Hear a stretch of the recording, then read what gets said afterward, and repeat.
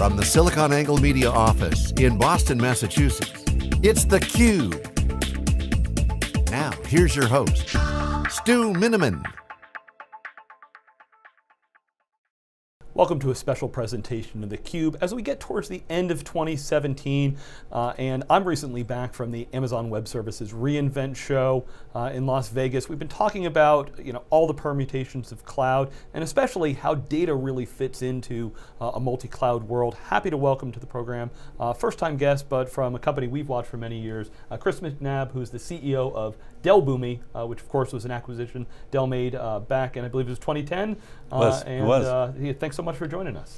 Stu, it's great to be here. I appreciate you taking the time and having me here. All right, so our audience knows Dell real well, of course, in the news a ton over the last year with the largest kind of merger acquisition in the technology industry, and there's so many chess moves going on in the industry. So, Dell buys EMC, and they've got subsidiaries, and they've spun certain pieces off. And at Dell World, there was a lot of discussion about certain software assets that come out of the core Dell piece, but the piece that is staying in, of course, is Dell Boomi. So maybe for our audience, just kind of, who is Dell Boomi today, and why is it so important that Michael keep that inside the core group?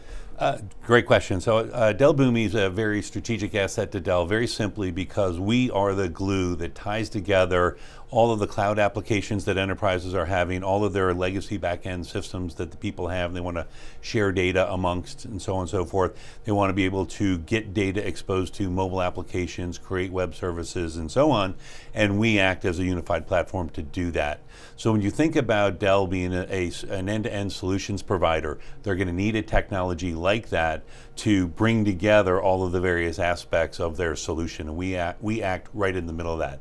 So we're very fortunate and just blessed to be the only asset that remains from the Dell Software Group sale. All right, and Chris, what I remember about Boomi is, it really ties into kind of that SaaS layer. So, there's always those arguments, the infrastructure layer, where kind of, things like Pivotal fit in the stack. But, from our research, 2/3 of cloud revenue is on software as a service, and that is a highly fragmented, every vertical and industry has lots of solutions, so companies therefore end up with lots of different SaaS pieces, and that kind of is where you fit, correct? That's correct. And Stu, what happens is, as people buy multiple SaaS applications, it's very much a hybrid thing. All these different vendors make that, and now your data is spread across all these different vendors' solutions. And to get it to act together as a suite requires a series of services for the CIO. They have to be able to move data from anything, they have to be able to manage it, govern it, and orchestrate it, and that's what we're here to help them with. Well, I just put it all on Microsoft, and they'll do Active Directory and take care of everything for you, right? Well, it doesn't typically work that way. Most enterprises, while I think many vendors, including us to some degree, want to sit there and say, buy everything from us, that's not how enterprises operate. People will go to different SaaS applications because they need the best of breed to be competitive advantage, get competitive advantage in the market. So I don't think you're going to see, everything in an enterprise from one vendor anytime soon. Yeah, so we mentioned the kind of the merger of EMC and Dell, and you were even telling an interesting story about how that you've helped kind of the sales force come together, and how does Boomi play into something like that, and from an M&A standpoint? Yeah, it was a real challenge. As the largest IT merger in history, you were trying to bring together 40,000 sales makers. And so as we worked on that, we wanted to have on day one of the merger go live, to have all 40,000 sales makers be able to communicate with each other and collaborate with each other. And Boomi act as the underpinning, so changes in Salesforce orgs that were run by former EMC and those run by former Dell sales makers, they were synchronized. So if we were the rep at, you're EMC, I'm Dell, we were a rep at this company here, if I showed up and updated my Salesforce org, you would see what I'm doing there. And if you went in and saw an opportunity maybe for me to come in, you could share that information with me. And that all happened on day one, leveraging Boomi technology. Wow, that's pretty cool. So how does this work in sharing data, identities, all this pieces? How do you help clean that up for people? Well, it's a series of things that we have to do, and it's a complicated question. But we have services that allow you to move things, right? We have the ability to allow you to manage data changes. So if a sales rep goes into Salesforce and goes to change billing address, you really want to ask, should they? Are they authorized to do that? Is it of quality? Does the billing department require it? Because you certainly don't want your invoice to go to the wrong location, and all those kinds of questions. So we do that. And then there's also the governance side as we try and get to it. Identity, provisioning, deprovisioning of user access and user management and things of that nature. So we help organizations through all of those major service areas because they have all of these different products from different vendors. Okay, Chris, my understanding you have a recent release, kind of some updates, some new pieces and things. Maybe you can walk us through some of those. Yeah, so we have a recent product release, our winter release that's come out. We've come out with a whole variety of new user experience changes to continue to accelerate developer productivity. You know, it's critical for our customers that they complete integration activities in the shortest amount of time, the shortest amount of time to value. So we've got a lot of things in that area. We've got some things in the API management area where people can now create and publish different APIs. We have a management layer that allows you to sort of mediate changes to multiple APIs behind the scene, which is very big for developers today to help simplify a complicated environment. We've done an awful lot in security, identity, and some other back-end things to help us scale across the enterprises. Yeah, very exciting release. It's really interesting space. I mean, we've been talking about the API economy for a number of years. Kind of that API management's been pretty hot. Google made an acquisition in Apogee recently.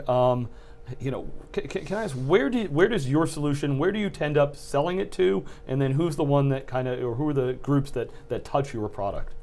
So we tend to, when it comes to API management, that tends to be mostly in an IT kind of a sale, and it tends to be in the larger enterprise. So these are organizations that have an existing API management strategy. So as they evolve in that, they need a management layer to secure it, monitor, measure it, have a catalog, search it, find APIs, et cetera, et cetera. So it's the larger enterprises on the IT side that we sell API management to. Okay, and do you do anything to help people when they've got all these pieces, kind of manage the different pieces, you know, which solutions, you know, do you get any of the licensing piece, or is that kind of outside the scope of what you guys do? We don't do too much on the entitlement and licensing side. We do have a lot of management when it comes to our operations. So there's a complete DevOps kind of capability in our platform. So if you create an integration process, we version that, we upgrade that. Our customers never go through software upgrades for versions of our software. Okay. And so we have complete DevOps for all of that kind of stuff as a part of our subscription. Okay, and yeah, how does your software keep up with all the new versions? I know you've worked with, you know, Azure and Amazon, and of course, I'm always on the latest version, and they keep pushing out new updates. Yeah, and if you look at our press release today, you'll see 15 to 20 different connectors that we've updated just in the past few months, and that's a constant source of activity for us, and our customers help us prioritize which are in demand and the highest level kind of connectors. So we build connectors, we create them, we keep them upgraded, and we have an SLA that says if vendors come to the market with changes to their API and their connector, we try and get that update out within 90 days. Okay, so being a part of Dell, you know, you guys don't have to share some of the revenue pieces, but what can you tell us about number of customers, growth, things like that? So Boomi's been experiencing a tremendous amount of growth over the past few years. You know, we are the only company in the integration platform as a service market to be positioned as a leader by Gartner, Forrester, both Forrester reports, as a matter of fact, and the Ovum Radar Rate. So that being said, we have over 5,000 customers worldwide today. We are adding roughly 4 customers a day at this point, so our growth rate is very high. Our compounded annual growth rates for the business are very high, way above market at this point, virtually double the market growth rate. So we're much, much larger than, we're about 6 or 7 times larger than we were just 4 years ago. Must give you some interesting visibility into kind of customers.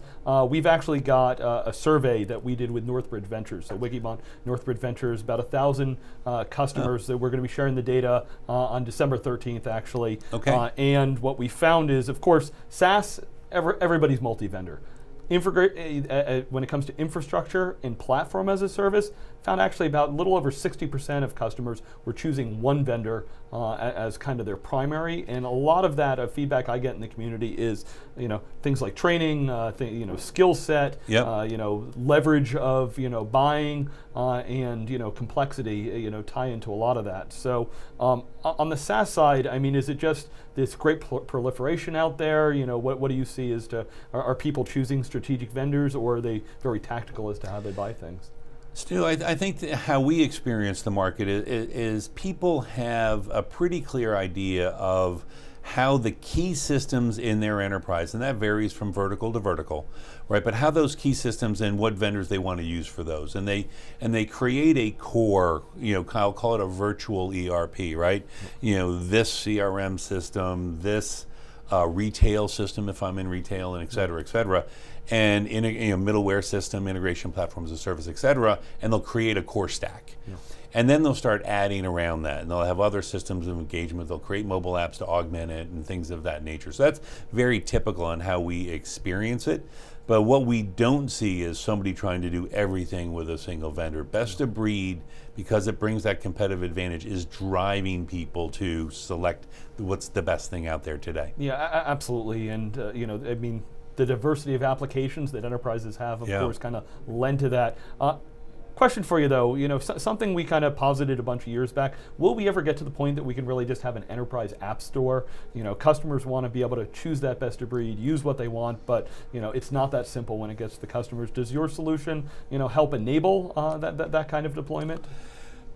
I love that as a vision statement. Yeah. I think it's a terrific vision to have, and I wish we could get there sooner, but our platform does enable that. Our platform glues together all of these systems from different vendors and gives you a common way to share data, gives you a common way to make sure you're managing changes to the data that are in those systems from different vendors, gives you a common way to govern user access, roles, what people can do, what they're allowed to do and not allowed to do, et cetera, across that space. So we're, I think, the next great step there. We can provide a tremendous amount of value to our customers in being able to help solve those problems. I think we're a little bit a distance away from your vision. All right, so you mentioned governance. Can you just walk us through how kind of security, governance, and compliance fit into how you do things? The public cloud guys in the past tend to be, well, here's our policy. Mm-hmm. Where do the policy lives? How do people manage it? How do you fit into that? So there's a couple sides to it. So when you think about identity management in terms of your users and your employees accessing data in various applications and so on.